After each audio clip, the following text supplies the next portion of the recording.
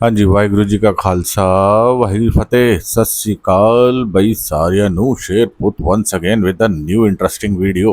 Hope सब हसदे वसदे होणगे, चढ़दी कला च होणगे। ते पहला तो ये दसदा, मेरे थोड़ी जी सट लग गई, मेरा माइनर एक्सीडेंट हुआ था। तो थोड़ा सा ये है कि मैं, इसलिए मेरा चोट खरोच आई है और ये जल्दी हो जाएगा रिकवर, कोई मसला नहीं। दूजी चीज़, अज दा वीडियो किस बारे है? अज दा वीडियो बड़ा इंटरेस्टिंग है। एक मौलवी है, एक पाकिस्तानी मौलवी, उसका नाम है मौलाना तारिक मसूद। मौलाना तारिक मसूद कह रहा है कि भाई हिंदुओं, गाय का गोश्त खाओ, ठीक है।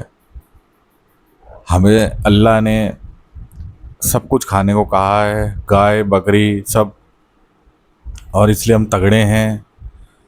गोश्त में बहुत कुछ होता है, प्रोटीन होता है, प्रोटीन खाओ। तो अपना वो ज्ञान दे रहा है मीट के ऊपर कि हिंदू लोगों, मीट खाओ, तुम मीट नहीं खाते, स्पेशली गाय खाओ। तो मैंने ऐसे ही स्क्रॉल कर रहा था तो रील देखी, मैंने कहा इस पर वीडियो बनाते हैं। फिर थोड़ा रिसर्च किया तो मौलाना तारिक मसूद, जमील अलग है। तो मौलाना तारिक मसूद एक कट्टरपंथी मौलवी है जो कि बहुत सिखों और हिंदुओं के बारे में बुरा भला बोलता है। इसके बारे में पढ़ लेना और देख लेना, मैं वीडियो भी डाल रहा हूँ इसका, वीडियो देखो। हिंदू सारी जिंदगियां, हिंदुओं ने जिन्होंने मजहब को फॉलो किया, गोश्त के करीब ही नहीं गए, जिंदगियां बर्बाद कर दी। गोश्त में प्रोटीन है, चेहरे में खूबसूरती आती है गोश्त खाने से। अल्लाह मियां ने कोई पाबंदी नहीं लगाई। गाय खा लो, बकरा खा लो, दुम्बा खा लो, मुर्गी खा लो, अंडा। ठीक है जी, वीडियो आपने देख ली। अब मीट खाने पे और ना खाने पे मेरा ये वीडियो है, स्पेशली हिंदुओं का। कि हिंदू मैं इसलिए बोल रहा हूँ क्योंकि हम इंडियंस सारे ही हिंदू हैं। हिंदू का मतलब होता है जो लोग सिंधु नदी, सिंधु मतलब इंदस रिवर के इस पर रह रहे हैं, वो सारे ही हिंदू हैं। सब, जिनका रूट सबका सनातन ही है। तो मैं इस मौलवी की जानकारी के लिए बता दूं कि एक वैदिक काल हुआ है, एक महाभारत काल हुआ है, एक रामायण काल हुआ है। महाभारत में श्री कृष्ण थे, पांडव कौरव थे। रामायण काल में राम थे, वानर थे, रावण था। वैदिक काल में फिर ऋषि मुनियों का टाइम आया, थोड़ा बाद में आया। उस समय मीट खाने की प्रथा थी। जब पांडवों का वनवास हुआ, ठीक है, मैं शुरू से इसलिए बता रहा हूँ कि इस मौलवी को शायद वहम है कि शायद हिंदू कमज़ोर होते हैं, इंडियंस कमज़ोर होते हैं तो मीट नहीं खाते, हम पावरफुल थे, हम इन्वेड, एज अ इन्वेडर आए गजनी गौरी बन के और इनको लूटा, तो हमने मीट खाया, इनको सिखाया। तो इसकी गलतफहमी मैं दूर कर रहा हूँ। तो रामायण में और महाभारत में भी जिक्र मिलता है जो पांडव और कौरवों का भी। तो स्पेशली पांडवों ने जब वनवास था तब उन्होंने मीट खाया, ठीक है। और उस समय प्रथा थी भी, जो कि एक्चुअल सनातन था। किसी भी जानवर के, स्पेशली मतलब जो एक प्रोटीन सोर्स माना जाता था, क्योंकि लड़ाइयाँ, युद्ध होते थे, तो ये खाया जाता था। बंद कब हुआ? स्पेशली गाय का स्लॉटर और गाय ना खाना ये स्टार्ट होता है जब गौतम बुद्ध ने अपना धर्म चलाया, बुद्धिज़्म और जैनिज़्म। तो जैन लोग और बुद्ध तो वो लोग हैं जो लहसुन अदरक नहीं डालते दालों में। एक्चुअल सनातन, जो पुरातन सनातन धर्म है, जो आज से 4-5 हज़ार साल पहले की बात बता रहा हूँ, वैदिक काल के टाइम, महाभारत के काल के टाइम, उस समय कौरव पांडव के टाइम सब के सब मीट खाया करते थे। वो क्षत्रिय थे, वो क्षत्रिय। और मंदिरों में जो शक्ति टेम्पल हैं, बेसिकली जो शक्ति के प्रतीक हैं, जो मंदिर, उस ज़माने में और आज के ज़माने में भी, आज मैं नाम लूँगा उन शक्ति मंदिरों का, जो माँ शक्ति क्या है, ऐसा बोला जाता है कि ये दुनिया पूरी माँ शक्ति से निकली है। फिर ब्रह्मा विष्णु महेश निकले। तो वो शक्ति जो है वो फेमिनिन पावर है, जिसमें काली, दुर्गा, ठीक है। तो उनके मंदिरों में आज भी बलि चढ़ती है बकरे की, और पहले भी चढ़ती थी वैदिक और महाभारत काल में, ठीक है। मैं मंदिरों की लिस्ट भी बताऊंगा आपको। तो ये तो मैं इसलिए बता रहा हूँ कि ये जो वहम है ना कि भाई शायद मुसलमानों को लगता है कि हमने इन्हें मीट खाना सिखाया, नहीं, ये बहुत बड़ा इनको वहम है। दूसरा आते हैं जी, जैन और बुद्धिज़्म ने ये सब ख़त्म किया, हाँ जी, थोड़ा सा धार्मिक, हाँ, फिर थोड़े वेजिटेरियन भी आ गए, हरी सब्जियां खाओ, ये खाओ, ठीक है। तो उसके बाद जब बुद्ध और जैन की वजह से भारत देश कमज़ोर होने लगा, उसके बाद फिर इन्वेडर आए, हूण आए कई, फिर ये हूणाज आपने सुना होगा, हूण आए, दुनिया भर के इन्वेडर, फिर इस्लाम आया, तब फिर क्षत्रिय लोग जो थे वो भारत की रक्षा करते रहे, ठीक है। और जिसमें राजा भोज है, नाग भट्ट है, बप्पा रावल है, राजस्थान की पूरी क्लेन है। तो क्षत्रिय जहाँ जहाँ बसते हैं, क्षत्रिय राजपूत कौम, वो तो मीट खा ही रही है, वो सदियों से खा रहे हैं और इन्वेडर्स को भगा रहे हैं। गजनी से पहले सबसे पहला जो इस्लामिक आक्रमण हुआ था भारत में, वो था 712 ईस्वी में, मोहम्मद बिन कासिम ने किया था, जिसमें उन्होंने राजा दाहिर को हराया था। उसके बाद लेकिन किसी को पता नहीं है, 400-500 साल तो कोई आक्रमण हुआ नहीं। फिर गजनी का हुआ था 1020 में। तो वो कौन थे? वो क्षत्रिय तो थे, वो मीट ईटर थे भाई, मौलवी।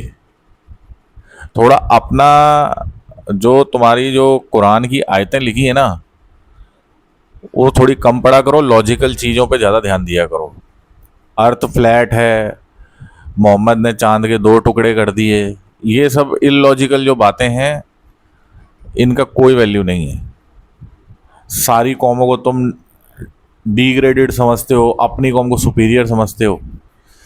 तो भाई क्षत्रियों ने तुम्हें उठा उठा के मारा कुत्तों की तरह, चाहे बप्पा रावल से लेकर सम्राट पृथ्वीराज चौहान तक, ठीक है। वो सारे क्षत्रिय थे और मीट ईटर थे तगड़े। शक्ति मंदिरों में बकरे की बलि दी जाती थी, माँ काली को और दुर्गा को बकरे का खून चढ़ता था, और आज भी चढ़ता है उन मंदिरों में, ठीक है। और फिर वो प्रसाद, उसका भोग लगा के उसका प्रसाद खाया जाता था युद्ध जो लड़ते थे, युद्ध वीरों में।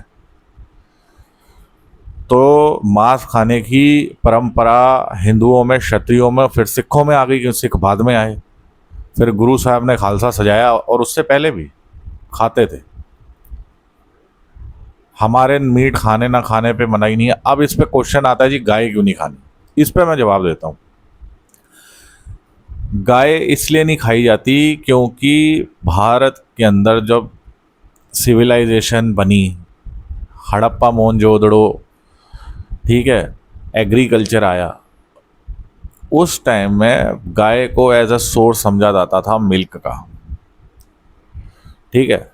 मिल्क मतलब दूध का एक सोर्स समझा जाता था, और इससे ही खेती बाड़ी जो भी बंदा और अपना दूध बेच के अपना गुजर बसर करता था। तो इसीलिए गाय के काटने पे पाबंदी लगी, क्योंकि एक सोर्स ऑफ इनकम है। इस पे एक बहुत बड़ी कहानी भी है, उस पे कहानी पे मैं नहीं जाऊंगा, वीडियो बहुत लंबा हो जाएगा। ऋषि जगदम्बनी जो थे, उनके पास एक कामधेनु गाय थी, ऋषि जगदम्बनी, जिनका युद्ध हुआ था सहस्त्रबाहु नाम के एक व्यक्ति से, जो उस समय राजपूत था। और इन्हीं ऋषि जगदम्बनी के जो बेटे थे, जिनका नाम था परशुराम। परशुराम हुए, जो परशुराम जी बोलते हैं कि उन्होंने 21 बार धरती फतेह करी थी, और कहा था कि मैं, क्योंकि ऋषि जगदम्बनी जो थे वो ब्राह्मण थे, उनकी गाय थी कामधेनु, वो अपना गुजर बसर करते थे। लेकिन उस समय एक जालिम बादशाह था सहस्त्रबाहु को फिर इन्होंने जो आपके परशुराम जी, इन्होंने मार दिया था। उनके पास एक गंडासा था बहुत बड़ा, जिसको हम पंजाबी में गंडासा, पता नहीं उसमें क्या बोलते हैं उसको हिंदी में।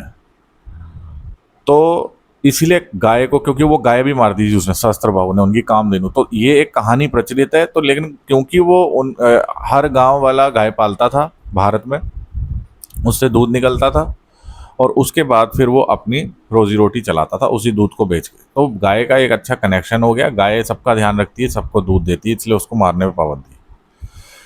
अब ये तो इनके हो गई भाई, ठीक है, गाय की बात हो गई। अब मैं आपको थोड़ा सा एक चीज बता दूं, इनके क्या सीन है। कुरान में दो आयतें हैं, एक 2/173 और एक 16/115। मैंने 2/173 और 16/115, उसमें लिखा हुआ है जी सूअर को नहीं खाना चाहिए। तो भाई सूअर नहीं खाना चाहिए इनका है कि सूअर एक गंदा जानवर है, कीचड़ में रहता है, लैट्रिन खाता है, ये वो। लेकिन हिंदुओं में, हमारे भारत की संस्कृति में एक अवतार हुए हैं, वाराह अवतार। मैं आपको बड़ा क्लियर कर रहा हूँ, बहुत चीज ध्यान रखना। सूअर भी एक तरह का नहीं होता, सूअर 2-3 तरह के होते हैं। इंग्लिश में मैं बताता हूँ, जो पिग होता है, पिग ये होता है जो आपने रोड वोड पे घुमा, ये गंदा जानवर है पिग, ये कूड़े कचरे नाली में रहता है। एक होता है वाइल्ड बोर, वो रहता है जंगल में, वो घास खाता है। अब जंगल में तो कोई प्लास्टिक नहीं है, कोई कूड़ा कचरा इंसानों का नहीं है, वहाँ तो इंसान रहते ही नहीं। एक होता है वारथॉग, वारथॉग होता है तीसरे टाइप का पिग, जिसके सींग निकले होते हैं। तो वारथॉग जो होता है वो भी जंगली सुअर होता है। तो मैंने बताया ना, एक वारथॉग होता है, एक वाइल्ड बोर होता है, ये दोनों जंगल में रहते हैं। तो जो वारथॉग है जिसके सींग निकले रहते हैं, वो ही वारा अवतार थे, जिसपे एक कार्टून सीरीज भी थी, टिमोन एंड पुम्बा, आप देख लेना। टिमोन एंड पुम्बा एक कार्टून सीरीज भी है उस पर, जिसमें जो पुम्बा है वो वही वारथॉग है। तो वो कोई गंदा जानवर नहीं है, लेकिन इनके है कि भाई ये आयतों में लिखा हुआ है। खैर, अब मैं आपको एक और चीज बता देता हूं। अब आता है जी झटका वर्सेस हलाल। मैंने इस मौलवी को पहले ही बता दिया है कि भाई हमारे राजपूत योद्धा, हमारे सिख योद्धा मांस खाते रहे, लेकिन झटके का खाते रहे। मैं झटका वर्सेस हलाल पे भी आ रहा हूँ। और इस्लामिक इन्वेडर्स को 400-500 सालों तक, सन 712 से लेकर 1192 तक रोक के रखा। उसके बाद फिर मोहम्मद गोरी आया, तो वो राजपूतों ने ही रखा है, उस समय सिख नहीं थे। और वो मीट खाते थे, काली को भोग चढ़ाते थे, ठीक है। उसके बाद प्रसाद बंटता था और फिर युद्ध लड़ते थे सारे, और इस देश को बचाने के लिए उन्होंने रक्त बहाया। तो वो सारे मीट ईटर ही थे, ठीक है। मौलवी थोड़ा सा इतिहास पढ़ ले, ये मदरसा छाप जो फ्लैट अर्थ वाली इंफॉर्मेशन कम पढ़ा कर, ठीक है। अब आते हैं जी झटका वर्सेस हलाल। अब मैंने कहा वो जो क्षत्रिय थे, सिख और क्षत्रिय, हम लोग सब एक मार्शल कौम, मतलब क्षत्रिय कौम। तो हम लोग बेसिकली झटका क्यों खाते हैं, इस पे भी एक बहुत बड़ी डिबेट हुई। झटका हम इसलिए खाते हैं, हमारी ये मान्यता है स्पेशली राजपूतों और सिखों में, कि झटका करने पर जो होता है जानवर को उत्पीड़न नहीं होता, या उसको पेन नहीं होता, दर्द नहीं होता है। जबकि मैंने हलाल पे स्टडी की, हलाल में क्या होता है, जब ये काटते हैं, वो तो इनका एक धर्म है, इनको कहना है कि जी भाई हाँ हमारा तो हलाल ही है। हलाल में क्या होता है कि 4 प्रकार के स्ट्रेस हार्मोन बॉडी में रिलीज होते हैं उस जानवर के जो कट रहा है। जैसे ये गाय काटते हैं, बकरा हम भी काटते हैं, लेकिन ये गाय काटते हैं। जब आप किसी को तड़पा तड़पा के मारोगे ना, तो उसमें स्ट्रेस हार्मोन रिलीज होते हैं। स्ट्रेस हार्मोन क्या होते हैं कि उस जानवर को पता लग रहा होता है कि भाई मैं कट रहा हूँ, उसे फीलिंग आ रही होती कोई मुझे बचा ले। ऑब्वियसली अगर हमारे कभी चोट लग जाए, हम गिर जाएं, खरोच लग जाए, तो हमारा ब्रेन स्टिमुलाई, मतलब वो रिस्पॉन्ड करता है कि भाई यार इस पर लोशन लगाओ, डिटॉल लगाओ, फर्स्ट एड करो। तो ऐसे ही जानवरों में भी होता है। तो उसमें एक हार्मोन होता है कॉर्टिसोल, एक हार्मोन होता है एड्रेनलिन, एक हार्मोन होता है नॉर एड्रेनलिन, एक होता है डोपामाइन, ठीक है। फिर उस चीज, ये सारे स्ट्रेस हार्मोन में बताएं आपको 3-4। एक होता है रिवर्स करने के लिए, उसे कहते हैं बीटा एंडोर्फिन। बीटा एंडोर्फिन, इन तीनों चारों जो स्ट्रेस हार्मोन है, इसको रिवर्स करने के लिए वो रिलीज होता है बीटा एंडोर्फिन।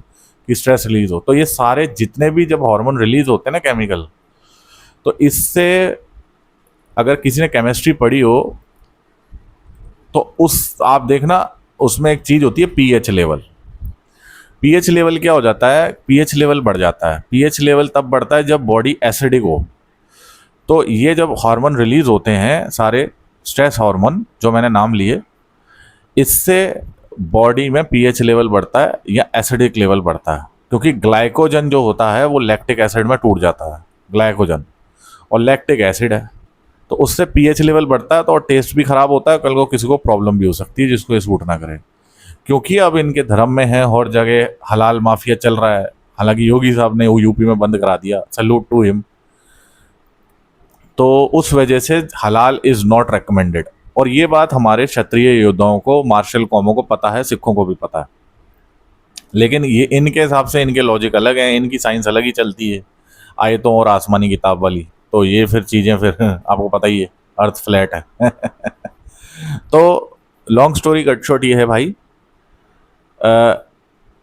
ये अपने ही डायलेमा, अपने ही इल्यूजन्स में ये रहने वाली कौम है। सबको ये समझते हैं कि ये डिग्रेडेड, ये थर्ड क्लास कौमें हैं। एक मौलवी था वो मर गया, रिजवी रिजवी करके खादिम। वो तो ये बोलता था कि मैं बस वॉशरूम जाता हूँ जब मैं फ्रेश होने जाता हूँ पेट खाली करने, मैं तभी हिंदुओं और सिखों को याद करता हूँ। और ये तो काफिर कौमें हैं, इनसे हमें कोई लेना देना नहीं, बस ये तो इनकी तो वही वाश फ्लश वाली औकात है। और ये इन लोगों की सोच है। तो ये मैंने आपको बता दिया कि ये जो मूर्ख जो मौलवी है, जो ओवर इंटेलिजेंट बन रहा हो, वो ओवर इंटेलिजेंट के चक्कर में इसने अपना, मतलब इसको पता नहीं है कि इंडिया में पहले से ही मीट खा रहे हैं, इसीलिए इनको मीट खा खा के क्षत्रियों ने ठोका है। फिर चाहे वो राजपूत हो, मराठा हो या सिख हो, सिख योद्धा हो। ठीक है जी।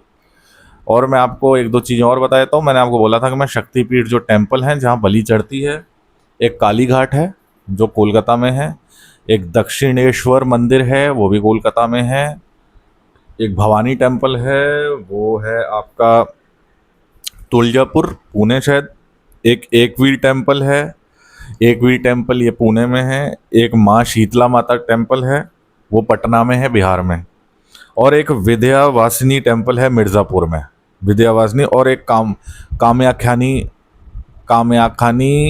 माता मंदिर है वो भी है कहीं। तो ये सारे हैं जहाँ पे आज भी बलि चढ़ती है, भोग चढ़ाया जाता है माता जी को, और उसके बाद प्रसाद बांटा जाता है। और सिखों में भी है।